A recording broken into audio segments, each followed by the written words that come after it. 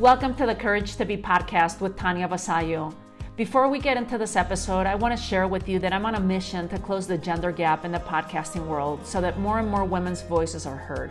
If you feel that this is something you value too, then please rate, review, and share the podcast. And in exchange, and as my way to say thank you to you, I want to give you free access to my signature course called Manifesting Abundance, which typically sells for $997. All you have to do to gain access is leave me a review on Apple Podcasts, take a snapshot of it, and send it to help.thecouragetobe@gmail.com, and we'll get you set up with access to the course. Welcome back to the Courage to Be, where we have powerful conversations to transform your life and your business. And today we have Erin Gray with us. Welcome, Erin. Thank you, Tania, so much. I have full body chills with you reading that. So thank you for It's so awesome. Yeah, I have so many questions with this. And we just read your intro, but please, in your own words, share with us, what is it that you do? Yeah, I really help people, mainly entrepreneurs, really learn how to tap into their bodies. And I use human design to kind of help them do that. And also, I think we've just been brought up in this culture with business, right? And I had to let this part go of like, we do things with our minds, we make decisions with our minds, but a lot of us aren't actually tapped into who we are. You know, for those of you not watching, like I'm like alignment, right? Like our knowing, our intuition, like groundedness. And really I always say it's like coming back home to ourselves and trusting ourselves again, our decisions, loving ourselves, changing our relationship. You know, like I talk about changing our relationship with money, but ultimately what it is like changing the relationship with ourselves, right? Our lovability, our worthiness, our deservedness, and then our receiving muscle. How did this happen for you, that you decided to go from mind and thinking, and running a family business? It's a lot. I'm sure that you were in the mind. Very much. What made you shift and want to explore groundedness and getting into our bodies? Yeah, I think, Gabor Mate talks a lot about this of like, trauma is like a betrayal of ourselves, right? And so we as children, right, are caretakers. We are sensitive, intuitive beings, all of us, right? We all have this ability. And somewhere along the way, we were either questioned and we had to come up with why. And so I always say it's, even though our head and our mind is part of our body, but we have gotten out of our bodies and into our heads, right? It wasn't safe to feel what we were feeling, to share what we were sharing. And so for the large, majority of my life, finance background, you can't go to someone and suggest investments and say, well, I just have this sense, right? Like you have to back it up with data and all of this information. And so I think just through conditioning and learning, like, the A plus B equals C. And so that was a safe place to be, was in my head, like rational, logical. I could explain things, and we're not really taught how to feel. And so being, in the construction industry, right? It's both, right? Financial industry and construction industry is a very male dominated industry. And so I always say like and I say this from a loving place, like even for men as well, it's like there's not a lot of space that we have allowed ourselves to have feelings with our work, right?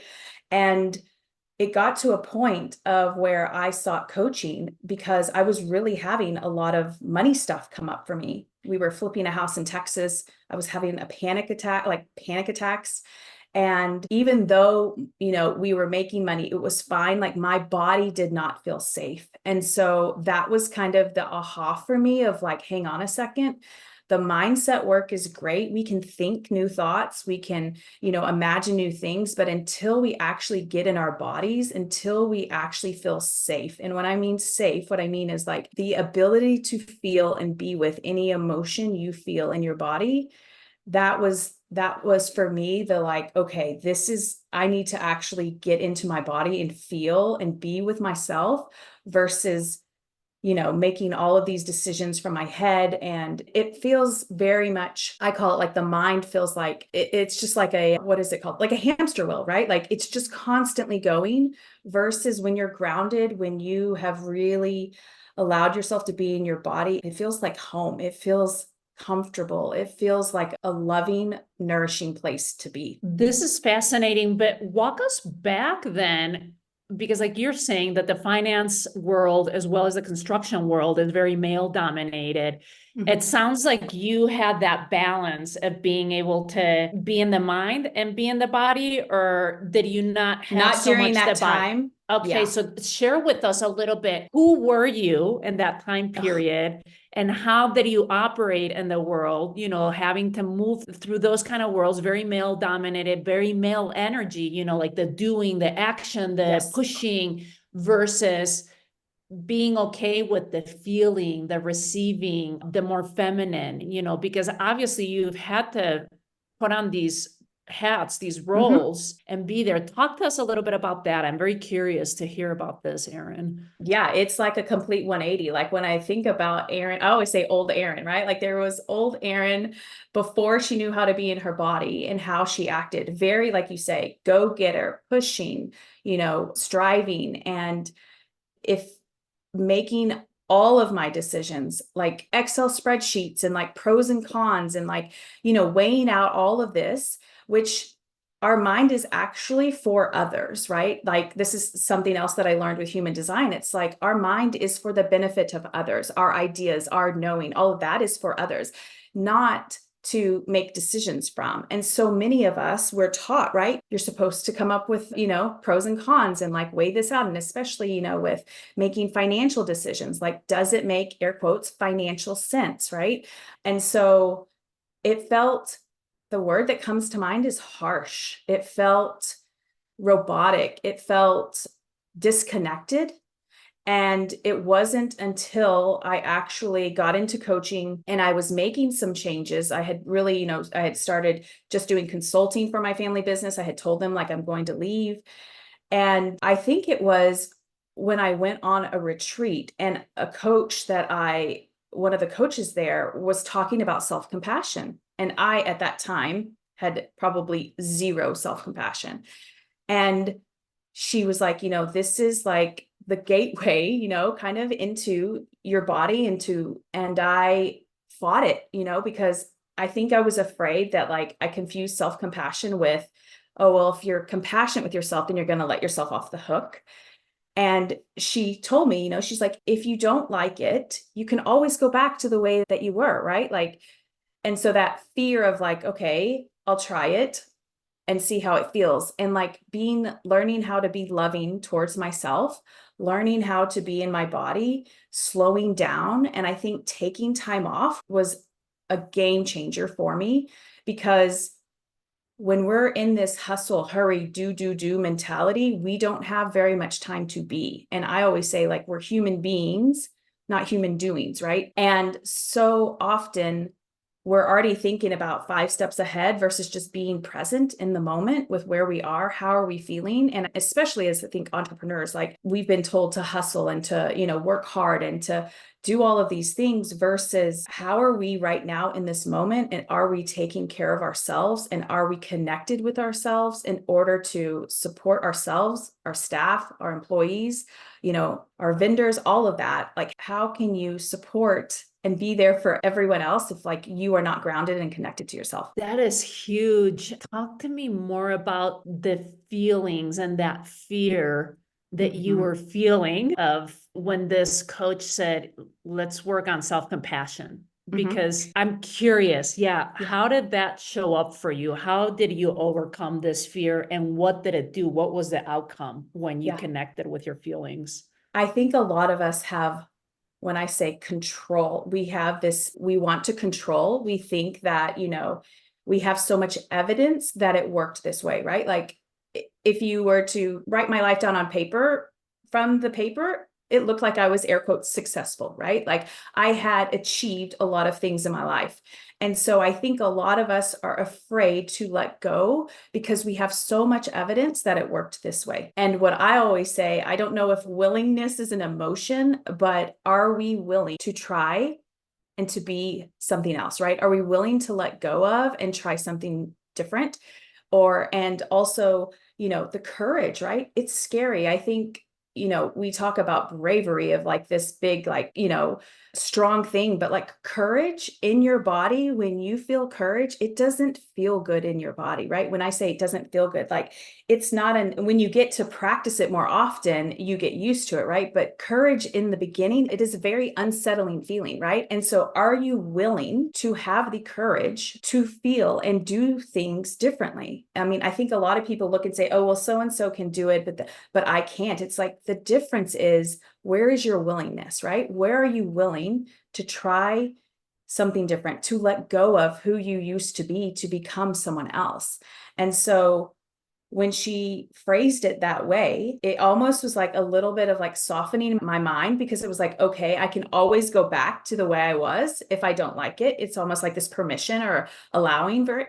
And so I was like, okay, I'll try it, and then that's when I read, Kristen Neff's book, Self-Compassion. And I really started, I mean, I remember texting her the first time and being like, why am I crying so much? Because the joke inside my house with my husband is like, my wife doesn't cry. It's like, oh, I just was repressing and suppressing everything I was feeling, right? Because I kind of grew up around a family of like, there's not a lot of time for emotions. We've got work to do. There's things to do. And I think allowing those tender parts of you that you have suppressed and repressed, right? To come up and out, because at some point they're going to. And also, I had a little skin cancer on my back near my spine, and I had already read Dr. Joe Dispenza's books and already was like, I knew, and even before, like our health is from within, right? Everything we generate it from within. And when I had that skin cancer pop up, I was like, hang on a second, like it was kind of like another aha moment of like, hang on, there's stuff here that you're not addressing, and it's now coming out, in your body. Did you end up being able to address that? That's amazing that you were able to have that awareness and knowing how that's related, because you've been doing the work, you're surrounded. Dr. Joe Dispenza's amazing work. I've been followed and was part of Louise Hayes when she was alive too, certified with her work. But this is fascinating, because this whole idea that we wear this badge of honor of busyness, hustle, go, push. Where do you think you picked that up in your family? You say that in your family, everyone was very emotionless and, or not emotionless, but like, let's just not focus on that. That's not as important. Let's keep on pushing forward. Actually, let's take a quick pause, Erin, and come back to this with the emotion side of it. Hi there, I have something really cool for you. I want to give you free access to my signature course called Manifesting Abundance, which typically sells for $997. You can check out all the details in the show notes. All you have to do to gain access is leave me a review on Apple Podcast, take a snapshot of it, and send it to help.thecouragetobe@gmail.com, and we'll get you set up with access to the course. You can also find other free goodies in the show notes. Go check them out. So we were just talking about Erin and her family being, more, ignoring or accepting the emotions when they surface and being more robotic. I can so identify with this, Erin. So talk to us about where you think you picked this up. Is this just a badge of honor that your family wears? How has that shown up in your life? Yeah, I think we all have emotion, right? Like, I mean, I know my parents used to argue and a lot, right? So we have emotion. It was just almost like, I think when they went through some of their financial struggles, there was like, it was all about, when I say survival, right? Like making money to be able to pay for your children and mortgage and all of that stuff. And it's almost like you're just so focused on the day to day that you don't give yourself space to span back. And so who did I learn it from? Probably my dad, like very much so focused on making money. He's been an entrepreneur for, I mean, he's retired now, but like, probably 50 plus years. Right. And so that we learn a lot from our parents. Right. And so seeing how our parents interact, like he probably didn't very often, right? He never missed work, right? There was too much, air quotes, too much to do, right? People need me. And so it wasn't until if he would get sick, it was like really sick, that he would actually maybe take off a day. So it was just like the watching of my family, my immediate family, and then also just being in business, like you say, like we wear this badge of honor of like, oh, we're so busy, right? It's like, why is that something to be proud of, right? Like, why aren't we having ample time in our calendar for space and I mean, so many times I talk to people, it's like, they're not even going to the bathroom during the day, or they're not even like taking a walk, or, and I used to be that person. Like I started with, I'm actually going to sit down and take lunch when I worked with my family's business, right? Like I would just work from start to finish, right? Because I thought I had so much to do, and I did. And I also didn't know how to delegate, didn't want to delegate, all of those stories that come up with, having help. And so I think it's conditional, it's societal, we're in this I always say we're always on, we're always connected. You think about how much information is constantly being given to us, thrown at us. We're more connected now on our phones and computers. And like, where is the downtime? Where is the value in slowing down?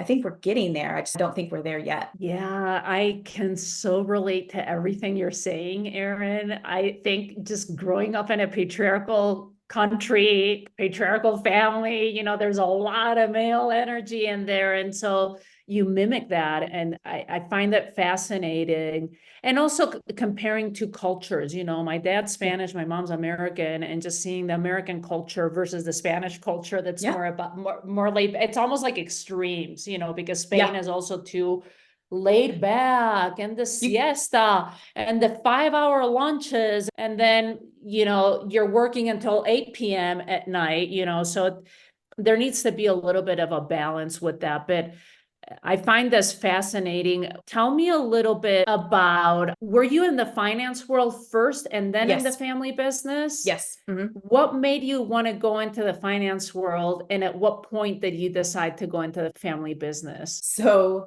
I originally, and here we go back to like, how are we brought up, right? Like I knew I wanted to make a lot of money because I had had the contrast, even though my dad had made money, that he had had some, falling out with business, and then he made money again, right? And was successful. And saw that, right? And so I was making decisions. I knew I wanted to help people, and I also knew I wanted to make money. And so I thought I wanted to go to medical school. And so I was taking all of these courses in college to go to medical school, and I started working in the hospital. And then I saw how much doctors worked, and I would, go home, and the resident would still be there when I came back. And I was like, I don't think I want to give that much time, and time away and for my family and years of training and all of that, right? And so I got into finance, and then really started like, okay, how do I actually use it, right? Like, and I think just kind of diving in and learning more and getting into financial planning.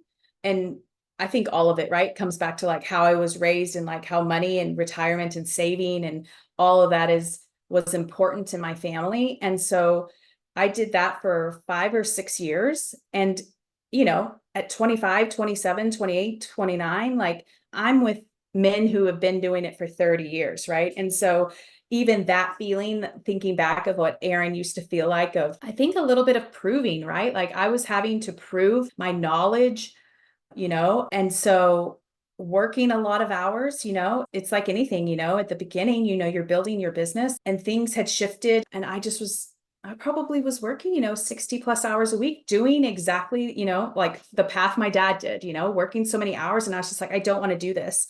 And so I think I took off maybe like a couple of weeks, and my dad and I were having conversations, and he was like, oh, you can come help me. He just was like, you can just kind of dabble in it. And then once I got into it and saw like all of the things that they needed help with, then it was just like full throttle on like breaking apart, how the business was run and helping them, streamline things. And so being there for 10 years and seeing, I always say now, I don't think I realized it back then, but like walking into a business that was 35 years already in the making, like there were things that I saw that maybe most entrepreneurs may not ever see, which is great. And also it's like, it's okay either way, but like, hiring and firing and, worker comp issues and non-competes and dissolution of a partnership and, all of these things that I had the privilege of walking into and literally learning by I call it baptism by fire, right?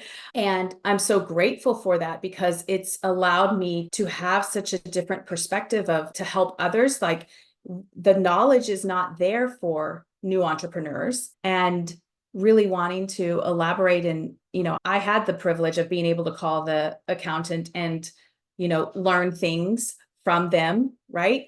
And receive, a 4-figure tax bill and it be okay, right? Like at first, my dad was like, "What is this bill?" And I'm like, "This is my tools, right? I'm learning." But a lot of times, I don't know if entrepreneurs, when you're just getting started, you have that. You don't have that knowledge, and you may not have the capital in order to do it. Yeah, it's so important. It seems like you've become so knowledgeable within that world because Yeah. you were thrown in, you were thrown into the pool. But talk to me about approval. As you were saying that, like Mm. the wanting to prove ourselves. I think this is something very common, especially in women, because Mhm. for those of us that are the go-getters, the success, the ambition, and then when you really stop, the busy ones, the ones that have to have everything under control, type A personalities, I mean, throw anything in that category. When you stop and think about it, and at least it sounds like you already did, Erin, of like you became aware, you paused and you said, why? Why am I trying? And you've been honest with yourself and Mhm. saying, I was looking for approval. Mhm. And I've come to those terms too, it's so you're looking for approval, you've become aware of all of this. What happens when you've been part of the family business and then you decide to go into retirement and for what was supposed to be a shorter period of time Mhm. and didn't you take some of the money that you had and did everything Lots. completely Yeah. opposite of how everything would think you should be doing the right way? And again, talk to us too about the mind, the decision of this versus your intuition and what you were feeling in your body and what the story is, because I know a little bit of this backstory, but what happened to you when you decided not to get the approval of family Yeah. and go in that direction? I want to say, first of all, like I didn't know this at the time, right? But now that I've learned about human design and the deeper that I dive into it, one of our centers is called the heart center, or it's called the ego center, or the will center. It's all interchangeable. And I have an undefined will center. And that is one of the things that happens in the lower expression is this need to prove. And so learning about that, it made a lot of sense of like, oh, of course, right? Like I'm trying to prove my worth, right? That's where our worthiness, I don't want to say comes from, but like that's the center, right? And so learning about that and seeing, like, I think because from a condition standpoint, like you say, like with a lot of women, we feel like we have to prove our knowing, right? Like I always I always wanted people to respect me from my knowledge, not from my looks or anything on my body, right? And so I have always almost, like you said, between, Spain and Western or Europe and Western culture, right? Like I've almost right, compensated in that area of knowledge and all of that because I wanted to be knowledgeable. And so the proving, talk about like when your identity is all wrapped around working and making money and saving money, like it had nowhere else to come but up when I took the time off. I didn't know that that's what was going to happen, right? Because my identity was wrapped around all of that. But that's really when I started, I call it like the shit really hit the fan, right? Because I was just like, holy, like, who am I if I don't work? Who am I if I'm not, saving? And now I'm using our money, to do fun stuff. It would be fair to say that it was a reckoning. And like that was where the self compassion and the tenderness really started to blossom because I think I cried more that first year than I probably have ever cried in my life because there was so much space to feel finally. There was so much space to recognize how much I had determined my worth based on what I was doing as a human what I was contributing versus being loved and loving myself for just existing and being here. And I don't know if I would have come to that realization. I think I maybe would have come to the realization, but maybe not as quickly as I did by taking that time off and getting to see like all of the things that I had, because I think, we all have our flavor of avoiding, right? And for me, it was working. Like workaholism is a thing, and that it gives you that dopamine hit, right? Because you feel good, you're adding to, the world, you're making money, like all of these things. And so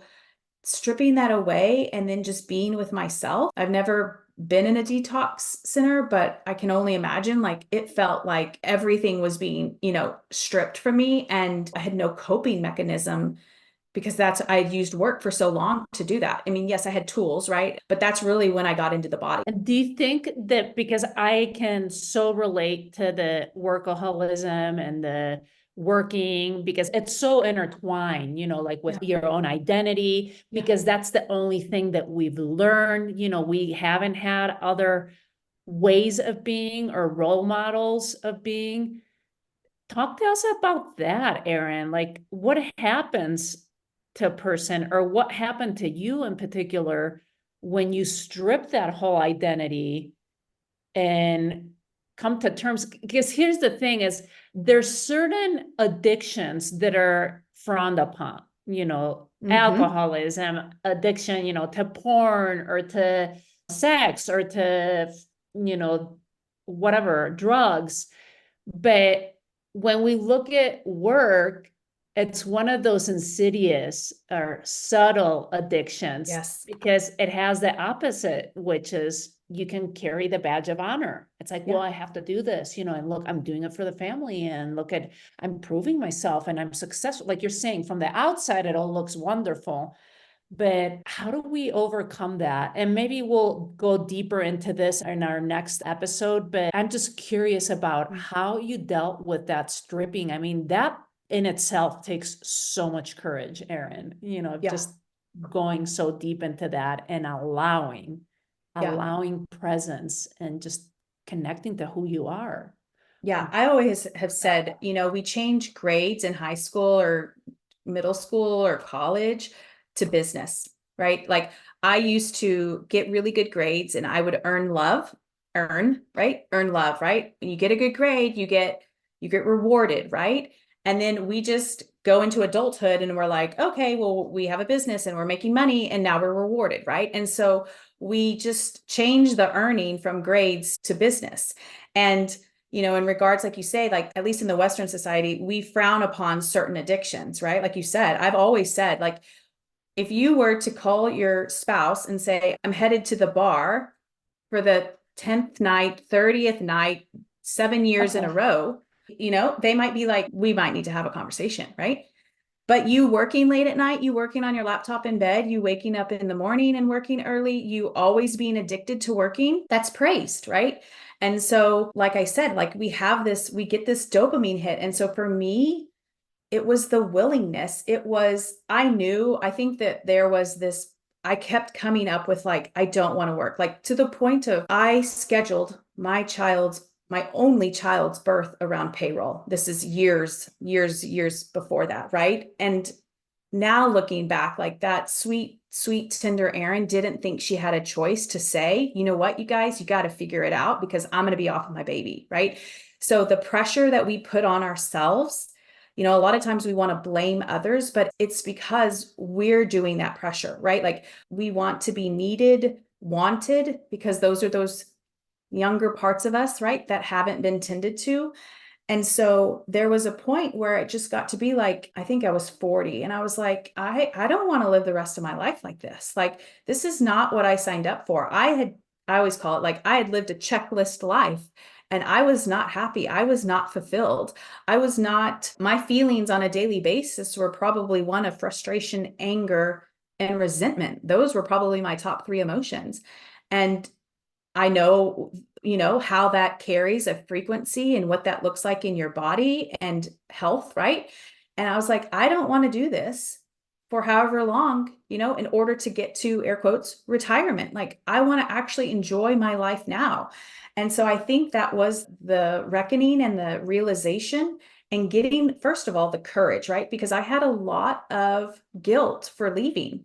Like, my grandfather started the business. We had talked with my uncle, my dad, about me buying the business, like that, all of that stuff that comes in with like a child to parent relationship of like, I'm leaving and who's going to, and now understanding like, it's fine. It always works out. And so taking that time off and having the courage, I mean, you want to talk about like, I think this is what maybe, I think the self-help industry like talks about this in theory, but like, what does it look like?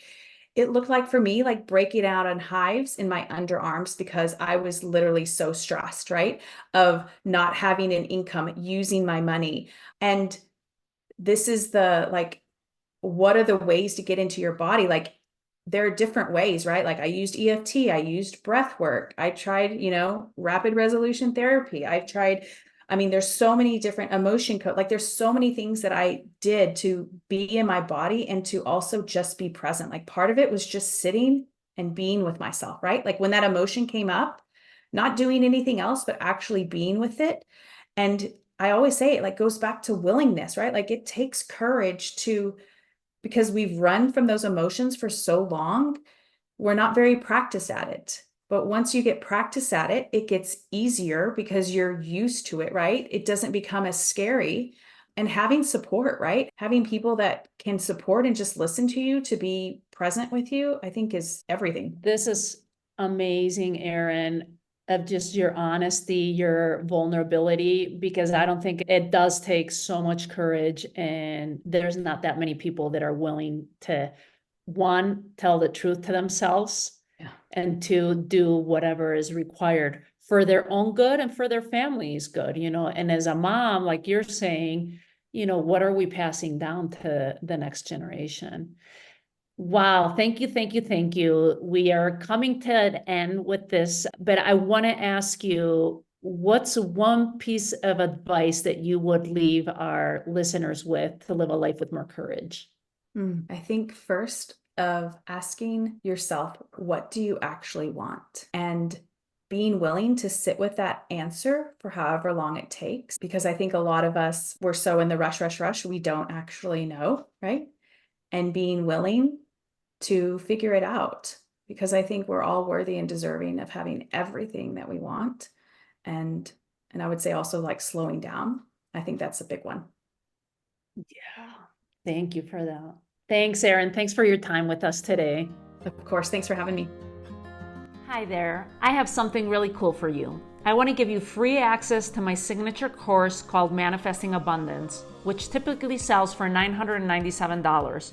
You can check out all the details in the show notes, and all you have to do to gain access is leave me a review on Apple Podcasts, take a snapshot of it, and send it to help.thecouragetobee@gmail.com, and we'll get you set up with access to the course.